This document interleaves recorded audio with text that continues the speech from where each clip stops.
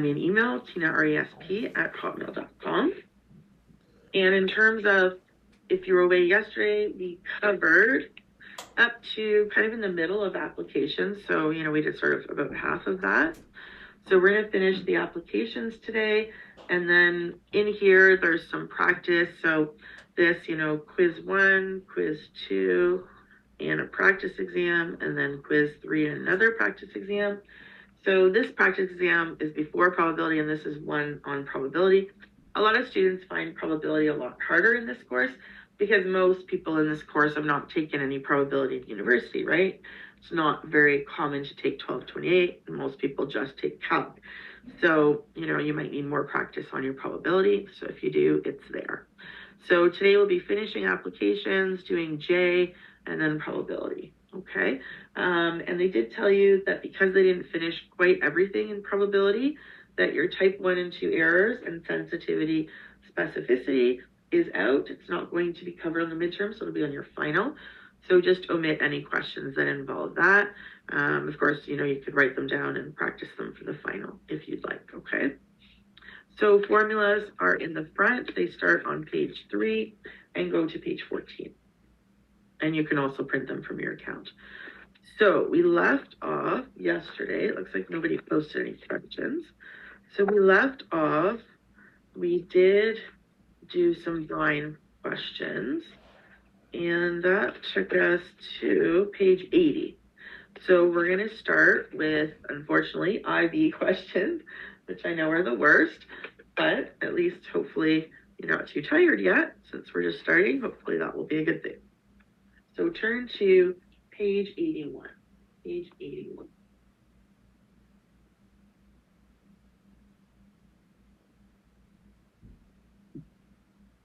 Okay. So if we are going to do an IB question, we're going to you can use any letter you want, but just going to use, U of T to be the amount of drug in the patient's system. And my change in U with respect to T, so du by dt is going to be the rate in minus the rate out. And my units are going to be in milligrams per hour, okay? So if it's a long answer question, then you would want to state those things before you started. Yesterday at the end, I showed you one that was on an exam where they just had them set it up, so they didn't have to actually solve it. So here's our formulas for rate in, rate out. So down here is our question. So let me read this to you and then we'll go back and do everything. So suppose a patient is taking an antibiotic through an IV and you set the IV to administer 150 milligrams per liter of a drug at a rate of 40 milliliters per hour. If the patient metabolizes 80% of the drug each hour, what is the amount of drug left after T hours in this person's body?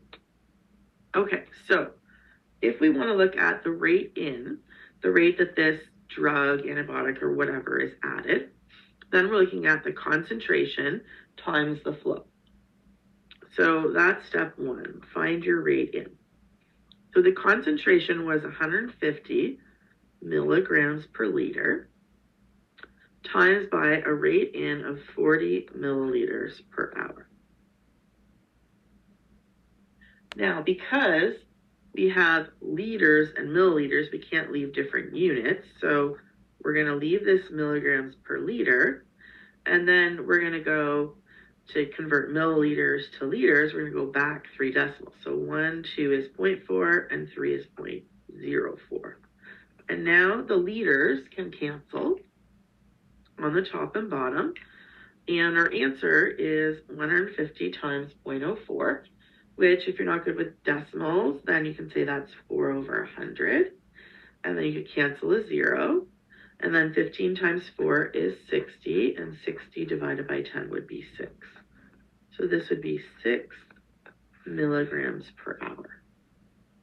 So that's our rate in. So that's our first step. Any questions?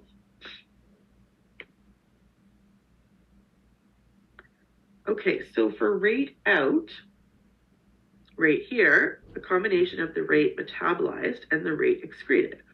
So we take rate metabolized plus rate excreted. So our rate metabolized is just a constant K times U, right? The amount of drug. And then for our rate excreted, we have U of T over 5. The 5 is for 5 liters of blood. Now, generally they do say 5. If they happen to change it to 6, which they did once, then you would have to put it over 6, okay? And then times the flow.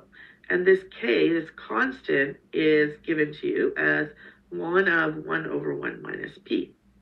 So this percentage, P, the rate it's being metabolized at, is as a decimal point 80, right? 80%.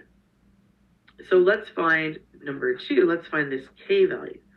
So K would be ln 1 over 1 minus 0.8, which is ln 1 over 0.2. So 1 divided by 2/10, so that would be, flip it, 10 over 2, which is 5. So that would be ln 5. Okay. And if I do, let's say, the rate excreted right here, then that would be, we've got to do our U of T over 5 and times our flow, let's just leave it, we already converted, so 0.04 liters per hour. So we've got there 0.04 divided by 5, right? So that's like 4 over 100 divided by 5 is like times 1/5. So that would be, I could say, 4 over 500, or if you want, 4 over 100 is really like 1 over 25. And so it's 1 over 125 here. And so that would be our answer here. 1 over 125 U of T. So I now have my rate in here. I have this K value here and my rate excreted right there. Okay, so next let's find our rate out. Any questions about rate in, K, or rate excreted before we do the full rate out?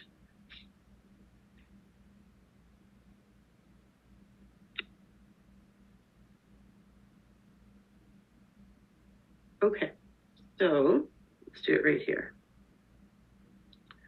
So we need K times U of T, but K is ln 5, so it's ln 5 times U of T.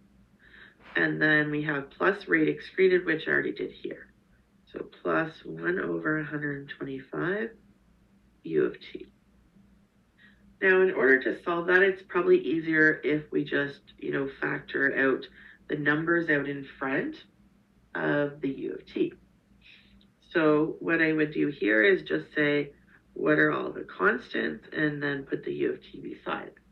So it's like taking a common factor of U of T, right? So what's left would be ln 5 plus 1 over 125. Now, if we go to solve our equation, it's easier just to call this some number, like a constant, and work with it like that than to write down ln 5 plus 1 over 125 for every step, because that's just a pain.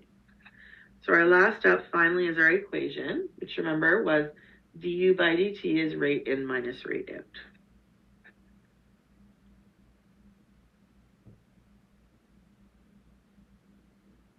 So our rate in was 6 minus, and this was our rate out, so ln 5 plus 1 over 125 times U of T. So that's our equation, and we can rearrange it to see that it's actually a linear differential equation to solve.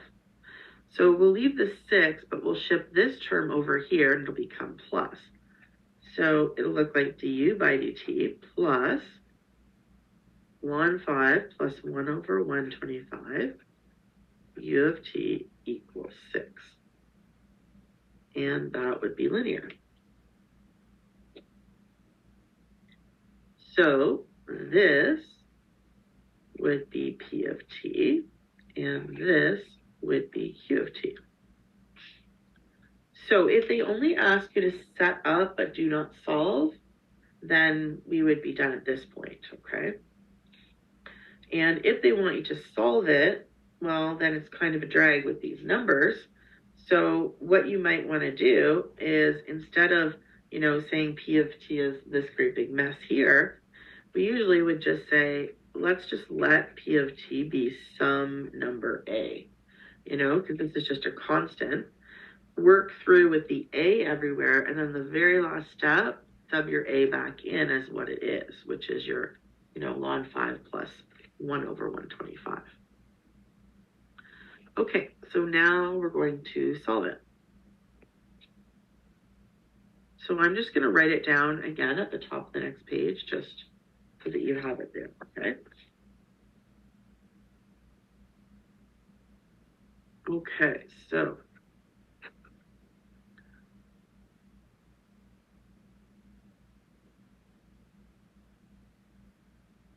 that one's our Q, and we're going to let our P of t be called A.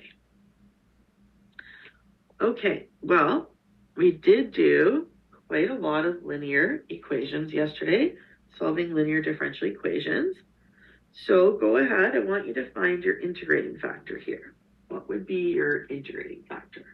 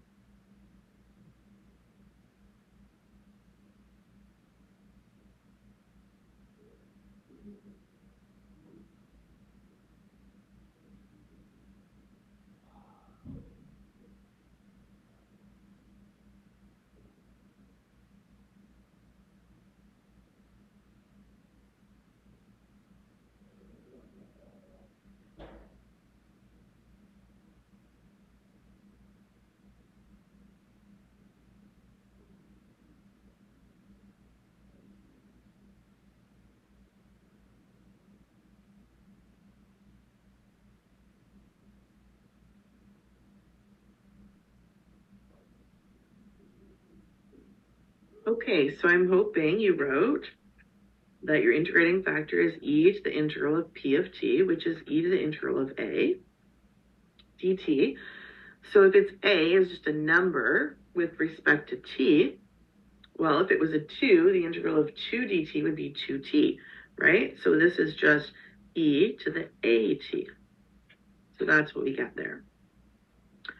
So remember your formula.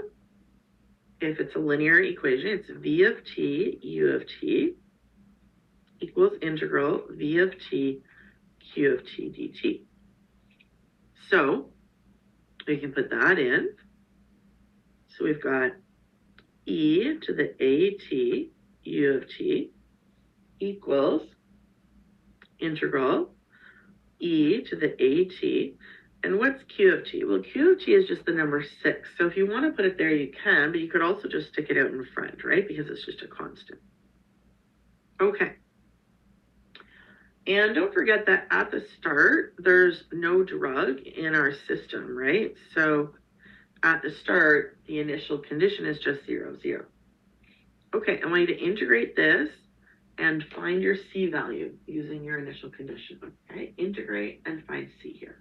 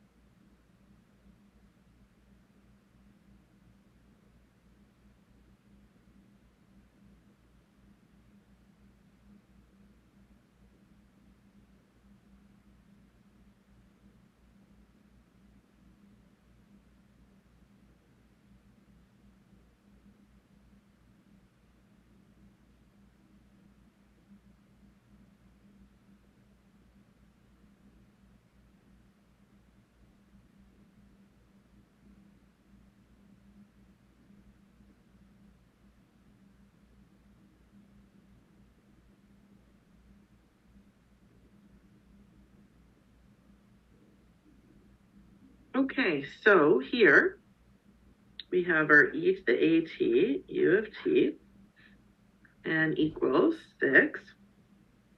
Integral of e to the at. So think about it as, if it was integral of e to the 2t, derivative is e to the 2t times 2, but antiderivative is e to the 2t over 2.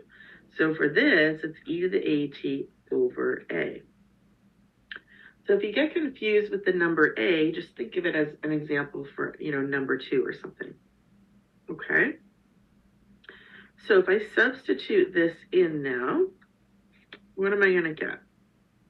Well, let's see. It'll be e to the 0 times 0 equals 6 over a e to the 0 plus c. So that's 1. So 1 times 0 is just 0. And that's 1. So it looks like c is just negative 6 over a. And then I can put that back in. So that makes my equation, we've got e to the at u of t equals 6 over a e to the at minus 6 over a. So that's our answer before we simplify it. And so now, well, first of all, we want to get rid of this by dividing all the terms by it. So we can put that there. That would be gone. That would be gone. So u of t is 6 over a minus 6 over a. And we'll probably just write this on the top as a negative. So that's our answer. And then remember that a was ln 5 plus 1 over 125. So then our actual real answer, when we sub that a back in, is so 6 over ln 5 plus 1 over 125. And then, do you want to factor it out? You could also do this. You don't have to write it twice. You could say 6 over a times 1 minus e to the negative at. That way you don't have to write that a out twice. So if you want, you can do that. So that's factoring out a 6 over a, 1 here minus the e there. So that's 6 over a and 1 minus e to the negative, and then a ln 5 plus 1 over 125 t. So, all of that is our final.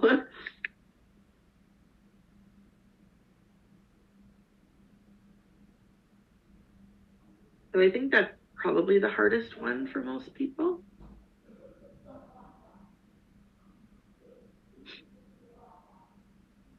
Okay, question.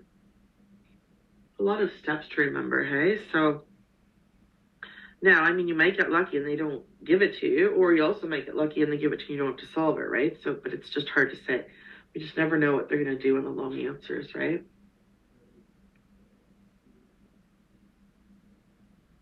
Okay. So the other one that we have to do, the last application here, is kind of like a population type question where you've got a number of individuals and you've got, a rate in and a rate out type of question. So here we have population. I'm just saying n of t is the number of individuals, and dn by dt is rate in minus rate out. So remember, rate in is animals being born and also immigration, and rate out is death and emigration, right? Emigration is, where you move out of an area, and immigration is when you're moving into an area. Okay? So in this example, a population of pigs has a birth rate, birth rate of A per capita. So remember what per capita meant. We talked about it yesterday. And a death rate of B per capita. Okay. New animals immigrate at a rate of N per unit of time. What is the long-term population, assuming B is greater than A, greater than 0, and N of 0 is somewhere above 0. Okay, so dN by dt. So if N is the number of individuals and has a birth rate of A, then that has to be A times N, right? Because it's per capita. And then death rate, so we're losing now, so it's minus B times N because that's also per capita. The immigrating is just N, right? N per unit of time, not, this one is not per capita. So we don't multiply it by our N. So that's our equation. So we have to figure out, is this separable? Is it linear? You know, how do we solve it, right? Well, we could factor this first. So let's say we take out, you know, a capital N, then we'd have A minus B times capital N plus N. And I think if you bring this across, then you'll see that it's linear. I know it's different letters, but it's the same kind of thing, right? So if you write it like this, see if you can convince yourself that that's linear.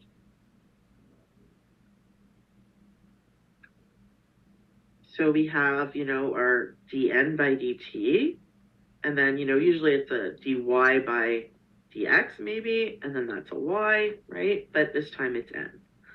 So this out in front here is my p of t, and this over here is my q of t. And if you like, since p of t is really annoying with the bracket, like that, we could just say, you know, that's negative a plus b, or you could say just b minus a. It's probably easiest. Okay. All right, so have a go at it. What's your integrating factor here? What's your integrating factor?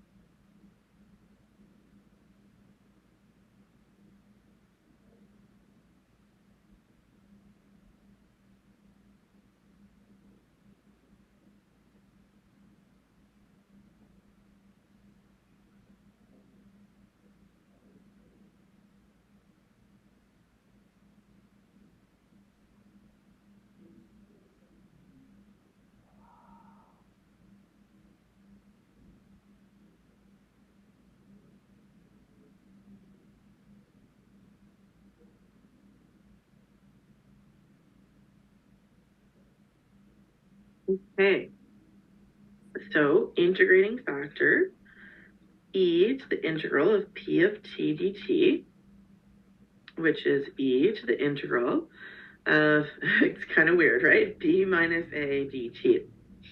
Again, let's just think about it. B is some number and a is some number. So just think about, you know, b minus a is, you know, something minus something. We know that b is bigger than a, right? And they're both positive. They're both above 0. So, you know, think of if b is 5 and a is 3, right? Then it's 5 minus 3 is 2.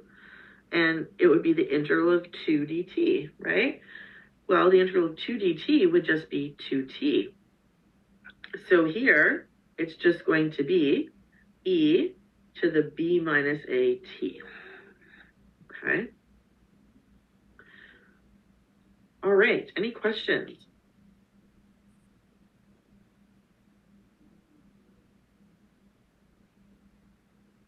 Okay, you guys are doing awesome. So do you want to try and write what your equation would be for linear? V of t times what equals what? Do you want to try and write it out?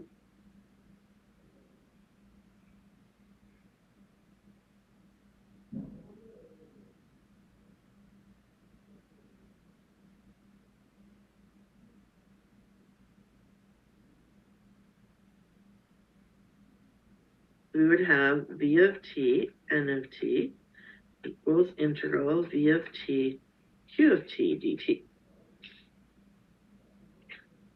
And I have to flip over to fit it in, right, guys? So let's just remember when I flip, my q of t is n, my q of t is n, and my v of t is e to the b minus a t. Okay. So maybe I'll write the equation here, and then I'll write at the top of the next page. So it'd be e to the b minus a t times n equals integral e to the b minus a t dt, and my q is n. Let's stick the n out in front because n is just a constant, right? The n doesn't have a t in it, right?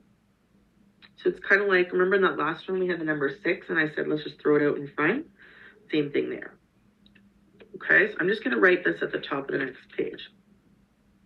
So e to the b minus a t, n of t equals n, constant, e to the b minus a t dt. There we go. Okay, so now you get to integrate it, right? So see if you can figure out what your integral would be here. Remember, b is larger than a, okay?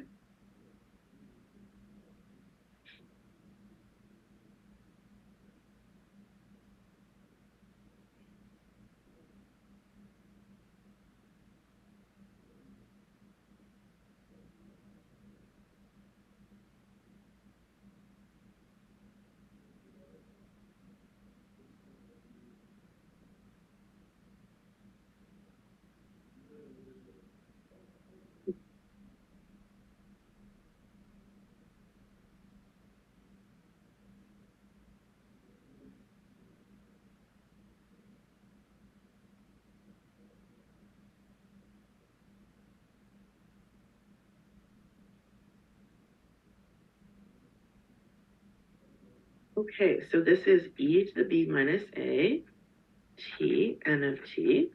Keep the constant here, n. And we're integrating this, right? So remember, if it was e to the 5t, the integral would be e to the 5t over 5. If it was e to the 2t, it would be e to the 2t over 2. So e to the b minus at is e to the b minus at over b minus a plus c.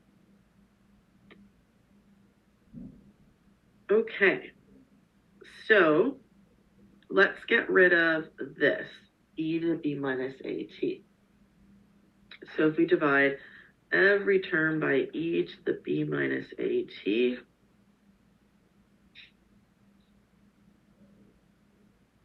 gone, gone, gone.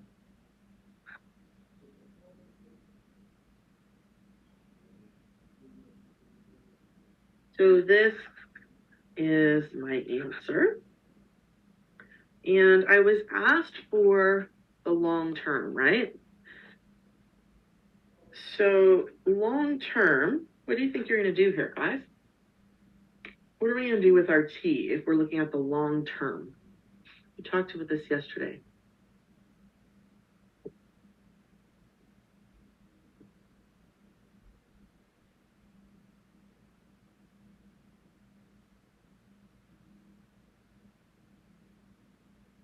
Yeah, good work, Ashley. Yeah, we're going to take the limit of t approaching infinity. That's right.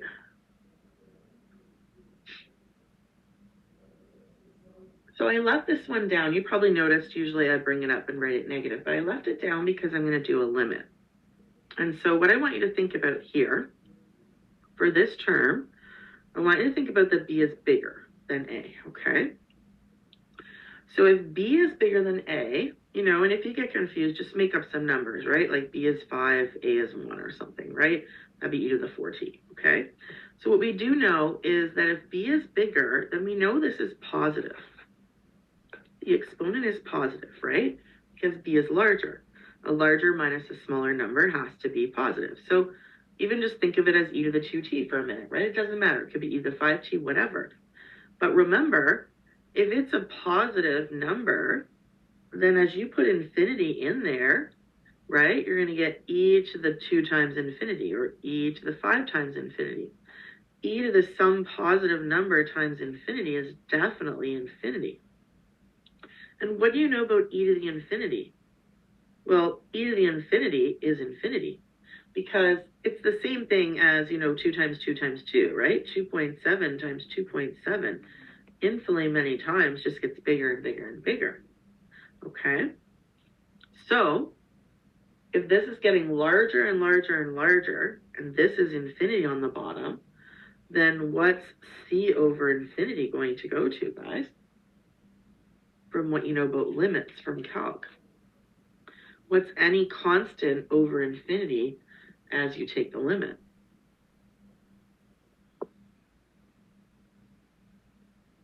So 5 over a million, 2 over 10 billion, 3 over a million. It's going to go to 0, right? So make sure you remember that from your work in Calc 1000. So this is gone. And so our final answer is just n over b minus a.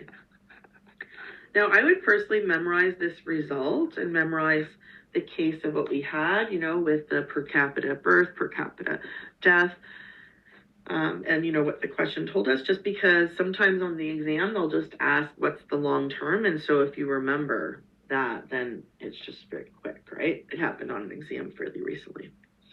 Okay, but if they change anything up, if they make one of them, you know, I don't know, what could they do? I guess they could, this one had what, immigrating? I guess they could add emigrating, take out immigrating, or add both or something, and then it would be different. And of course, you'd have to do it. So just a side note, like if you have forgotten, I'll put this back in a sec, but if you had e to the negative infinity, that would be 1 over e to the infinity, and that would be 0. Okay, but e to the positive infinity is infinity. Okay.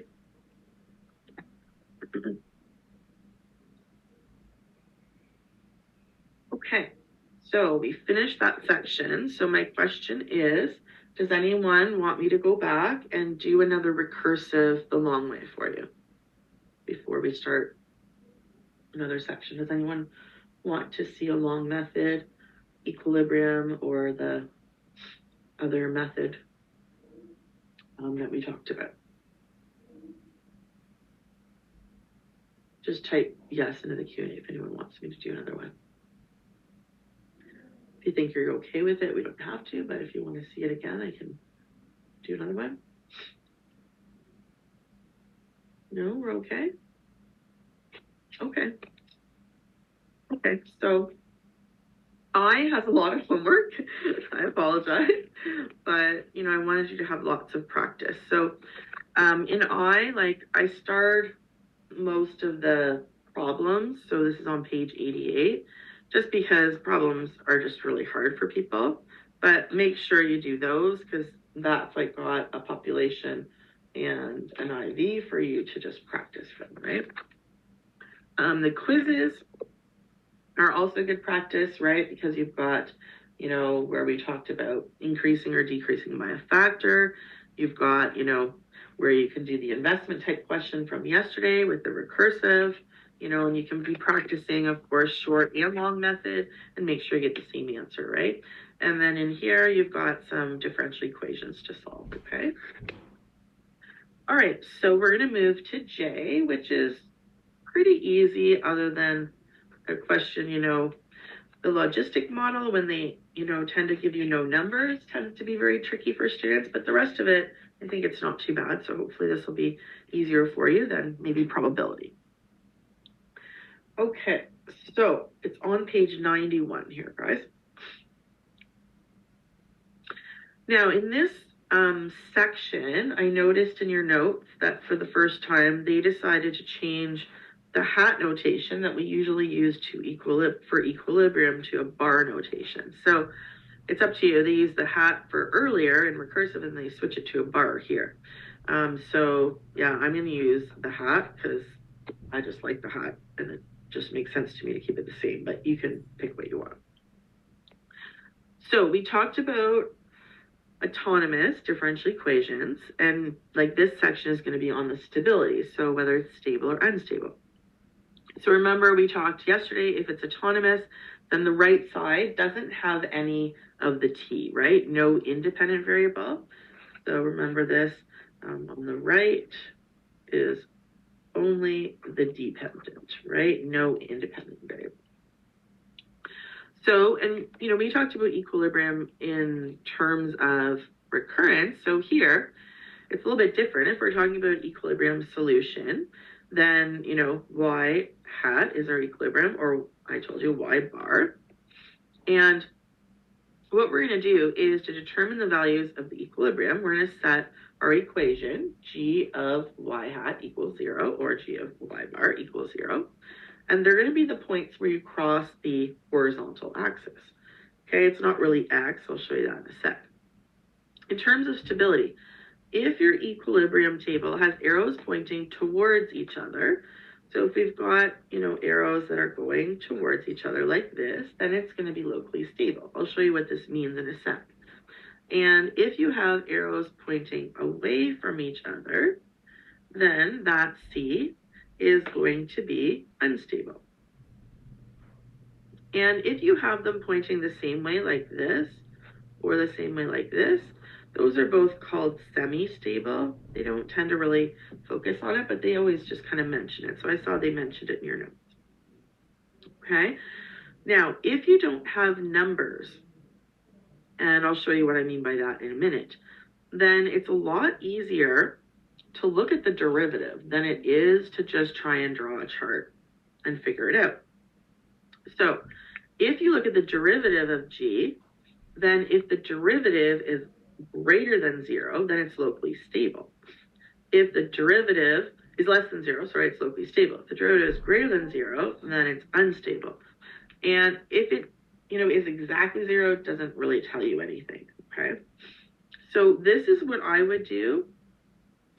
Kind of like, how you had in calc, like the first derivative chart, and then we had the second derivative test. Do you remember that? It's that kind of thing where you have that other method, okay? So I would use this if there are no numbers. And I'll show you what I mean by that. But basically, everything's letters instead of having just an ordinary looking equation that you're used to. Kind of looks weird, right? Okay, so derivative g less than 0 stable, derivative g greater than 0 at this particular equilibrium is unstable. Okay, and so if y is not an equilibrium value, then g of y will not be 0. Okay, so if you take a look at this, this is a great example to try and illustrate stable versus unstable. So of course, if you go to stick your pencil up, standing on your page, it's going to fall, right? So that's an example of unstable, right? But if you have your picture frame like this and you knock it, it's going to just sway back and forth, and then it will just come back to where it was, right?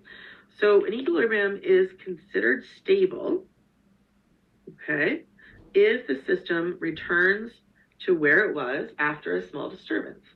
If the system moves away from the equilibrium after some small disturbance, then that's unstable. Okay, so that kind of gives you a visual.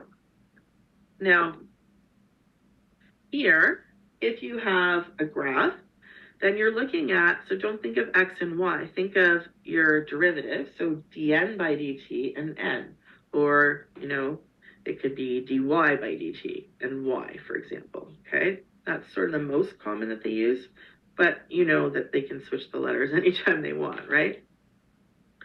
So if we are above the horizontal axis, remember horizontal is this way, then that's the arrows will be moving to the right. If we are below the horizontal axis, then our arrows are going to move to the left. Okay, and our equilibrium is where it's crossing 0. So this and this would be our equilibrium. And I use EQM, okay? So 0 and K. So see how right here, the graph is above the horizontal. So in this region, my arrows go to the right. Above is to the right. Over here, my graph is below the horizontal, the n-axis here. Below means our arrows go to the left. Also below down here, which also means to the left. So take a look, at what you've got here, right? At the 0, we've got arrows pointing away from each other, right? We have one to the left, one to the right, unstable. here, the arrows are pointing towards each other. Towards each other is a stable equilibrium, okay? And so that's how you can, test it. So a phase plot is just what we call this graph of the dy by dt versus y, okay? And it's only for autonomous equations. All right, so let me show you the kind of styles of questions, okay? So here, find the equilibrium values and assess the stability of each. So I'm just going to call this equation g of y. And the first thing I'm going to do is just set it equal to 0 and factor, right? So of course we were just, here adding up to the middle term, which is 2, multiplying to the last term, which is -8. And I wrote it down for you. So it would be +4 and -2 would add up to 2 and multiply to -8. So those are my equilibriums. So my y hat is -4 and 2, or you can use y bar if you want to use their notation. Okay. So now the first method would be to do a chart. So kind of like, the first derivative test in calc, right? So what we do is a chart, and think of it like a number line, just like in calc, and plot your equilibriums on your lines. And of course, -4 would be smaller, and then 2 would be the other larger one. So -4 would be to the left, and 2 would be there. And then we're just going to do the same thing as before. We're going to do test points. So something above the line above 2 would be 3. Something between a negative and positive, I'd always just use 0. And a test point below -4, I just use -5.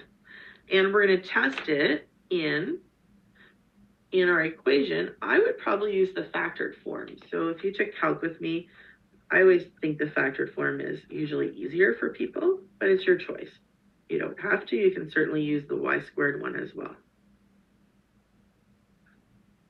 And so hopefully you remember this from calc, but basically, if we want to test -5, we just put it in everywhere, and this time it's going in for y's. So we don't care about the number, just the sign. So -5 plus 4. -5 plus 4 is a negative. -5 minus 2 is also a negative. A negative times a negative is a positive. Now think about positive in terms of what we're doing. Positive is to the right, right? Positive is to the right. Okay, I want you to do your test point of 0 and your test point of 3 and decide whether it's a negative or positive, okay?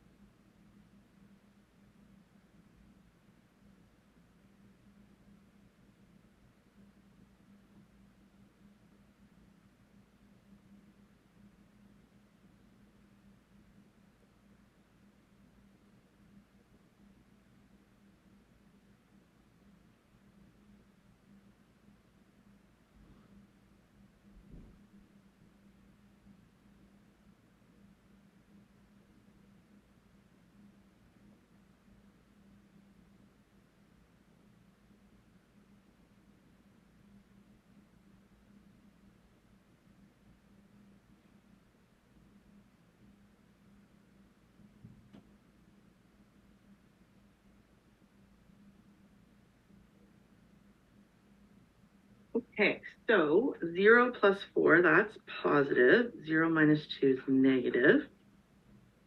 Positive times negative then is a negative, and that means arrows go to the left. And for this one, 3 plus 4, 7, so positive. 3 minus 2 is 1, positive, and positive times positive is positive. So if you think about the number line and what's going on at -4 and at 2, we have to the right Here it's to the left, and here it's to the right. So take a look and think about what's happening at each equilibrium. Is -4 stable or unstable here, guys? What do you think? Type it into your Q&A. Is -4 a stable equilibrium or an unstable equilibrium?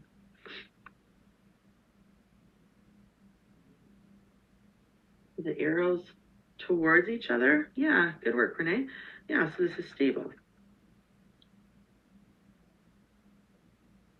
And at 2, the arrows are pointing away from each other, so that's an unstable equilibrium. Now, method 2 is, I don't really need to use method 2 because this is just an ordinary equation. There's numbers. It's not just all letters involved. But certainly, if you prefer, you can. So if your g of y is y squared plus 2y minus 8, our second method says do the derivative of g and then check, right? So if you look back, if we're doing the derivative of g and it's less than 0, then it's going to be locally stable, and greater than 0 is unstable, okay? So this is an easy derivative, right? So write down your derivative of this equation.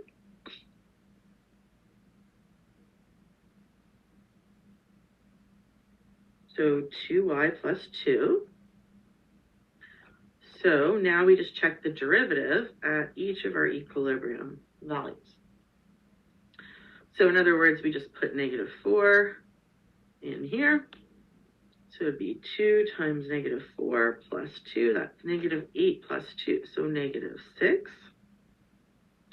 And this would be 2 times 2 plus 2, which is 4 plus 2 is 6. Okay, so at this one, it's less than 0, and this one, it's greater than 0. But remember, less than 0 is stable, and guess what? That's the same thing we got with this method, right?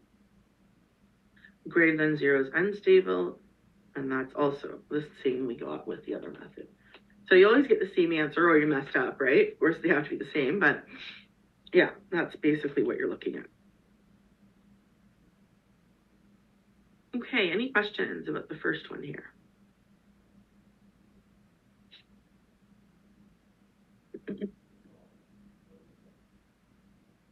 Okay. So determine the equilibrium values and assess the stability of each. Okay, so this time they're calling it y prime, but if you want to call it g of y, it doesn't matter. So it's y to the 4 minus 16y squared. So let's do this one with the chart, and then I'll show you one more after with the other method, and then we'll do crazy with no numbers, okay? So why don't you find your equilibrium values first, okay? So what are your equilibriums here?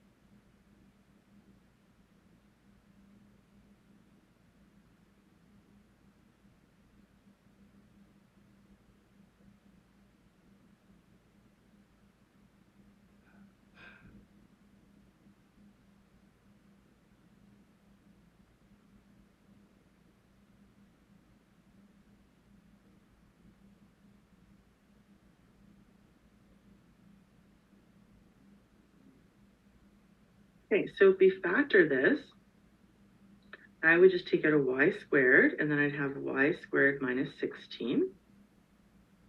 So that would be y squared, and then this is a difference of squares. So 2 brackets, one of each sign. And what squares to give me y squared is y in the front of the brackets. And what squares to give me 16 is 4 in the back. So equilibrium, if y squared is 0, then that's just 0.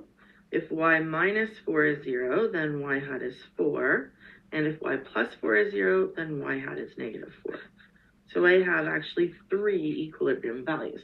Now it is a quartic, but we only got 3 because we had a y squared, so that's a double root, right? You could get 4 though if you had a quartic, right? We know we can get 4, but not necessarily.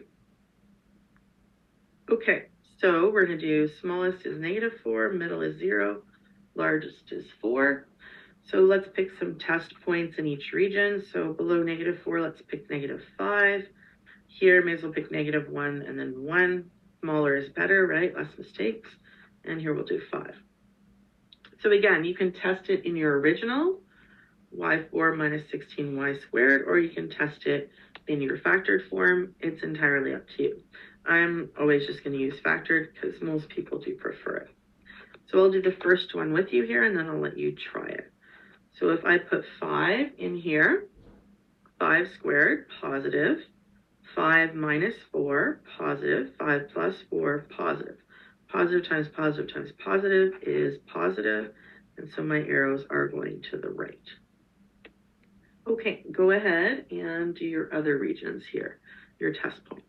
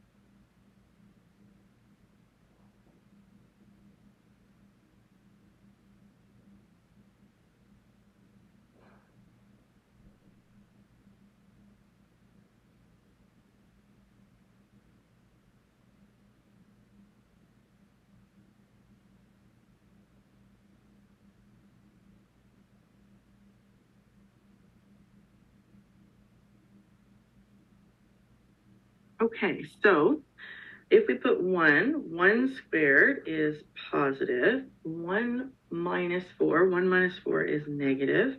1 plus 4, positive. So positive times positive is negative, so that's arrows to the left. Negative 1 squared is positive. Negative 1 minus 4. Negative 1 minus 4 is negative. Negative 1 plus 4, positive. Multiply that, we get a negative, so left. And negative 5 squared is positive. Negative 5 minus 4 is negative, and negative 5 plus 4 is another negative, so that's positive. Okay, so in terms of, if I think about it on a number line, negative 4, 0, and 4, I've got arrows to the right, arrows to the left again, and then to the right. So in terms of stability, write down which ones are stable and which ones are unstable.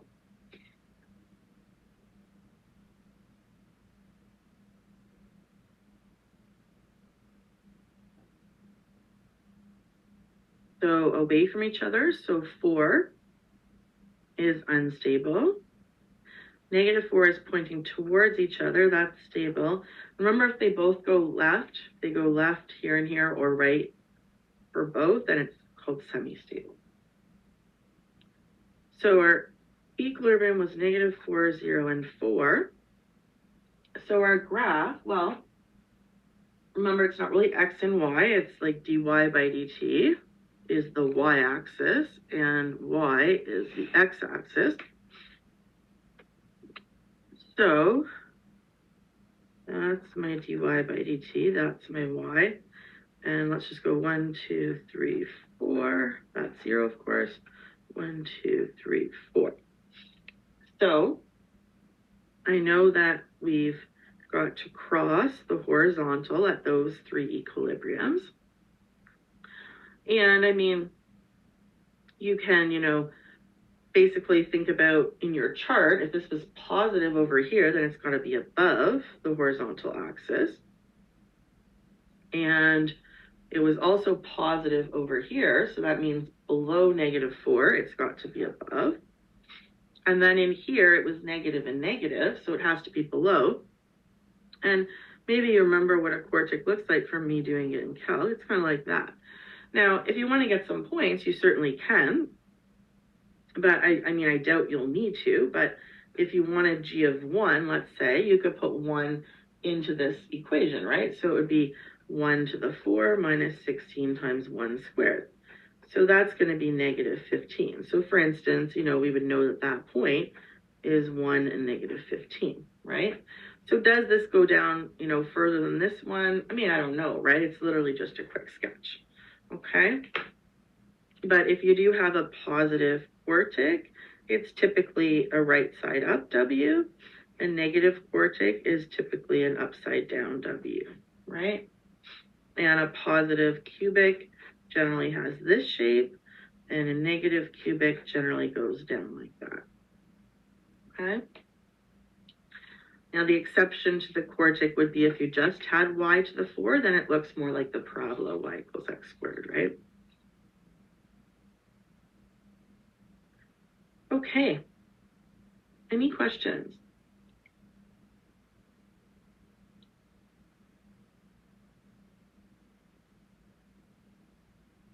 Okay, so let's do one more using the other method. So we can do, call it g, do the derivative.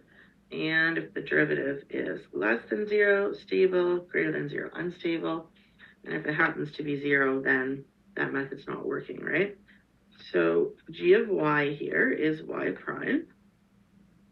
So if I set it equal to 0, then my equilibrium, there's only one, and it's the cube root of 4. So that's my only equilibrium. And so if I do the other method, then I've got to do the derivative. Well, the derivative is what here? And then sub your equilibrium in.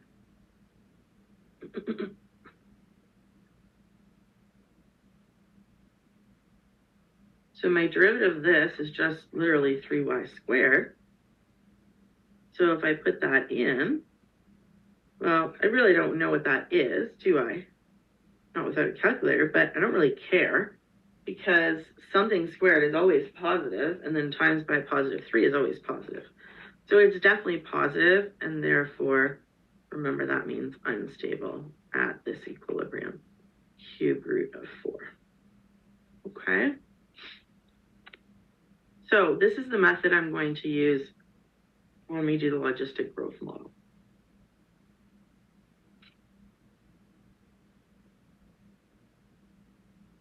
Okay, any questions?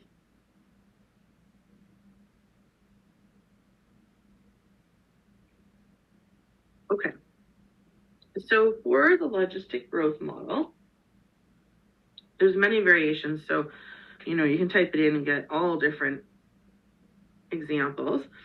So if this is our equation here, well, then we've got dn by dt is Rn minus R over Kn squared, where R and K are positive constants. And it's called the logistic growth model. And logistic growth models can account for crowding and can be modified to account for other factors. We can also write the dn by dt as n prime, and you can also factor it. So we could take out an r and an n as common factors out of both terms. And I'd have one left here. I take an R and N out of that, I have an N left on the top and a K left on the bottom. Okay, the K number is the carrying capacity. R is the growth factor. Carrying capacity, do you remember that's like the maximum population that, you know, a certain area can sustain, right, in terms of a certain species? Okay, so for example, you know, in the forest, you know, if you have like too many of a certain type of creature, like maybe too many deer, then that particular forest may not be able to support them all. Okay, and the crowding effect means that even though there is food, there isn't enough for everyone. So everyone's crowded in terms of resources, right? There's not enough food, not enough shelter. They're all competing for the same things, and there's just not enough to go around. So if we want to do the equilibrium values and assess the stability, well, I'm going to write down the equation here. So we're going to do, you know, n prime of t is 0, where dn by dt is 0. So we're going to have Rn, 1 minus n over k has to be 0. Okay? So remember, set it equal to 0 to do the equilibrium. So we can have either R is 0, or n is 0, or 1 minus n over k is 0, right? The only way to multiply to 0 is if this is 0, this is 0, this is 0. R can't be 0, right? R is positive. So this is an equilibrium. Now, people look at this and they're like, well, how do I know what to solve for? Do I solve for n? Do I solve for k? What do I do? Well, when it's dn by dt, that's the letter you're going to solve for. Okay, the one that's on the top, the dependent. So we know we have to solve for n. So when we get to this one, we can say, well, 1 is n over k, and then just think of cross multiplying. So our equilibrium values for this particular logistic growth model are 0 and k. Okay. Now I'm just going to call the equation that we had g of n, right? Just like I did last time. So this is our equation. So remember what I said, if there's no numbers, it's really hard to do a chart, right? So what I'm going to do is the derivative. So see this model, right? It's like there's so many letters involved. It's pretty hard to think about. So what we're going to do is we're going to do g prime of n, and then we're going to sub these in, right? And we know positive, greater than 0 is unstable, less than 0 is stable equilibrium. So what's the derivative of this? Well, r is a number, like 5, right? So if we had the derivative of 5x, we'd say 5, right? 5n, we'd say 5. So Rn, the derivative is r. This negative r over k is like negative 2/3 or whatever, right? We know that it's some fraction, so it's just a constant. And then we can do times the derivative of this one, right?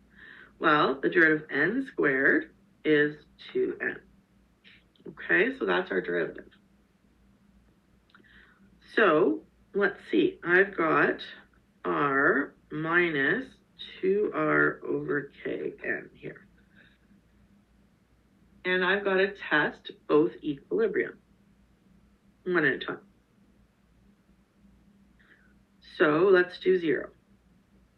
G prime of 0. So 0 is going in here for the n. So we've got r minus 2r over k times 0. So that's gone, which is r. And r is positive.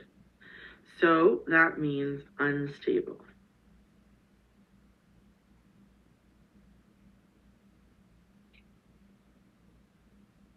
Okay, now what if we test the other equilibrium?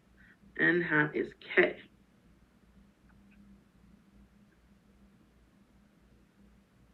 Remember, that's going in for n, right? This is our n.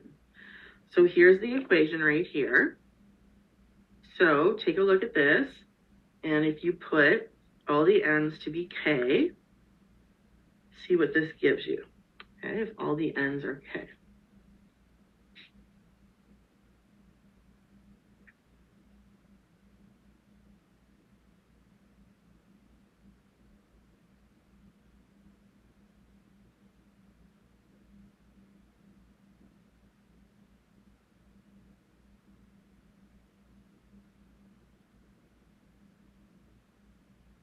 So it would be here, we've got, let's see, so where's my derivative? Oh, here it is. Sorry, that's my g. Here's my derivative right here. Sorry, so it's right here. I'm just trying to figure out where the prime was. Okay, so if all your n's are k here, so in my derivative, that doesn't have an n, so it just stays r. And if n here is k, then I guess the k's are gone. So 1r minus 2r is negative 1r. But we know in the question, they tell us that r is a positive constant. So if it's negative r, then it's less than 0. So that would be stable.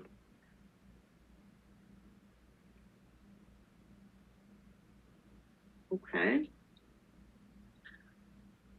So you do always have two choices. You can draw a chart or do the derivative and test, but it's going to be up to you, right?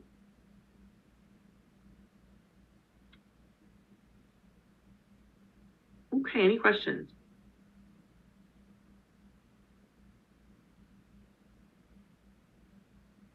Okay.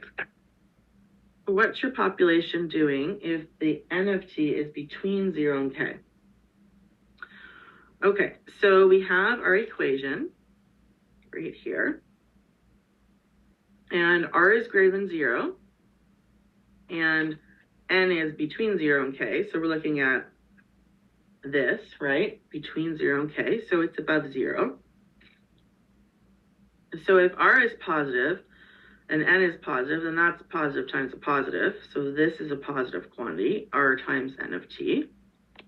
Right? We know this has to be positive, positive times positive. And if n is less than k, right, less than k, then that means this fraction will be what? So if n is less than k, if k is 3, n could be 2, right? If n is less than k, if n is 4, k could be 5, for example, right? N is less. So it's definitely going to be less than 1. So that means if this is less than 1, then therefore 1 minus n of t over k, 1 minus a number less than 1 has got to be a positive. So that means we've got a positive times a positive times a positive, right? Which is definitely a positive. So that means that if n prime of t is positive, then the population is increasing, right? It's growing. Okay, so shrink or grow would be grow. What if n of t is now greater than k? Okay, so if it's greater than k, well, here, n of t over k is going to be greater than 1. This is still positive, right? And so if this is greater than 1, then 1 minus a number bigger than 1 is going to be a negative now, right? So if this term is negative, then positive times negative is just a negative overall. So that means the population is not growing, it's actually getting smaller or shrinking. Okay, so that's just some sort of logic to, if they were to ask, based on kind of how n and k are related, what would you know? Okay, so what about crowding effect? So in each case below, state how the population grows according to the model, remembering that r and k are positive constant. And here's the same logistic growth model. So if there's no crowding at time t, should n of t be closer to k or farther away? So if there's no crowding going on, then n of t is going to be further away from the carrying capacity, right? And since n of t is further away from k, then we expect this term here, n of t over k, so if they're farther apart, then that's going to be close to 0, okay, because there's a big distance between those numbers. So if this is getting closer and closer to 0, then 1 minus this is getting